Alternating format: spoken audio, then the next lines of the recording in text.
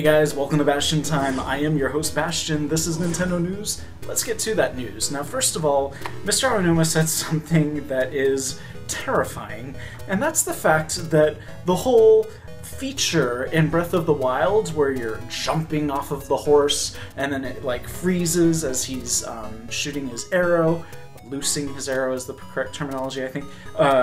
In any case, that whole like slow-mo to freeze thing was never intended to be a feature in the game. When we first saw that, that was 2 years ago at an E3 trailer, and that was just an animated sequence for the trailer. It wasn't like something that was actually in the game. And then, after he viewed the trailer, he was like, well, now that's really cool. Why don't we have something like that in the game?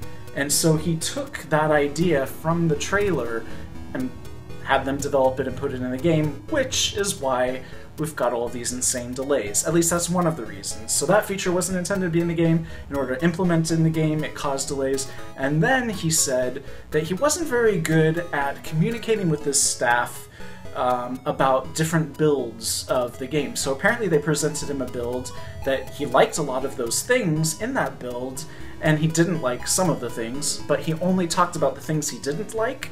So when they presented the next build to him, it didn't even have any of the things he did like because he forgot to point out that he did like those things. So then he was like, oh gosh, it's missing all this stuff that I liked. Can we now go ahead and put all that stuff from the previous build into this new version with the changes that I do like? So that created a huge delay, which could have been completely avoided, he says, if he had just said, hey, by the way, I do like A, B, C, and D.